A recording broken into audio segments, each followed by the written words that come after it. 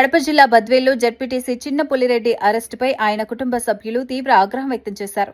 ఈ విషయంపై పార్టీ రాష్ట్ర సంయుక్త కార్యదర్శి వంకెల పెద్ద పులిరెడ్డి తమ స్వగృహంలో నిర్వహించిన పాత్రికేయుల సమావేశంలో మాట్లాడారు. ఎలాంటి నోటీసు ఇవ్వకుండా తమ సోదరుడిని అరెస్టు చేసి రిమాండ్కు తరలించడం అన్యాయమని అన్నారు.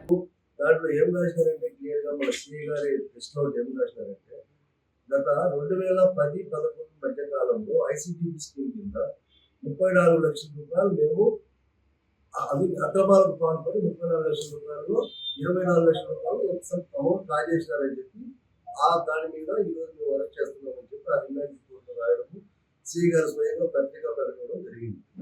మేమేమడుగుతున్నామంటే మీరు అన్నట్టు 2010-11లో మేము చేసినామని అంటారు. 10-11లో చేస్తే 14-19 వరకు టీడీపీ గవర్నమెంట్ అప్డేట్ గవర్నమెంట్ ఉంది. మీరు ఆ రోజుల్లో ఎందుకు చర్య తీసుకోలేకపోయినారు? మేము చేసింది ఓకే సరే మీరు తీసుకోలేదు. 19 నుంచి 24 వరకు మా వైఎస్ఆర్ గవర్నమెంట్ ఉంది. ఆ వైఎస్ఆర్ గవర్నమెంట్లో మేము ఇలాంటి ఏదైనా లోపాలు చేసింటే మేము సరి చేసుకోవడానికి అవకాశం లేదా? ఏమైనా మాకు అవకాశం ఉంది కదా, మాకు సమయం ఉంది కదా, మాకు మేము ఒకవేళ చేసినట్టే. కాకపోతే ఇక్కడ కూడా ఈ కంప్లైంట్ ఇప్పడం కూడా ఎవరు ఇప్పించినారు? ఈ మామూలుగా మహేష్ అనే సీఈఓ గతంలో ఉన్న సీఈఓ ఇలాంటి అక్రమాలు పాల్పడతారని చెప్పి లాస్ట్ వైసీపీ గవర్నమెంట్ అతను డిమోషన్ చేసి క్లర్క్ గా చేయడం జరిగింది.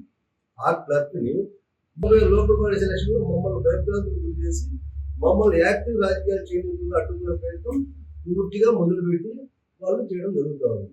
కానీ మేమేం చెప్తున్నామంటే మాకు ప్రతి విషయంలో మా ఎమ్మెల్సీ బీసీ గోవింద్ రెడ్డి గారు కానీ, మా ఎమ్మెల్యే గారు కానీ, అవినాష్ రెడ్డి సార్ కానీ, అదేవిధంగా మా అధ్యక్షుడు జగన్మోహన్ గారు ప్రతి విషయంలో మాకు ఏ ఆపద వచ్చినా ఏ కష్టం వచ్చినా వాళ్ళు మాకు అండగా ఉండరు. వాళ్ళు అండదండలతో మేము ప్రతి విషయంలో కూడా పార్టీ కోసం ఇలాంటి భయాలకు మేము మిగిలేదు. ఎంతవరకైనా మేము ముందుకు వెళ్ళడానికి ఎలాంటి ఇబ్బంది లేకుండా పోతుంది. రేపు జరగబోయే లోకల్ బాడీ సెలక్షన్లో కావచ్చు, ఇంకా వేరే విషయాల్లో కావచ్చు, మా కార్యకర్తలు ఏ అన్యాయం జరిగినా కూడా మేము వాళ్ళకి ఎన్నుదన్నుగా ఉంటాం.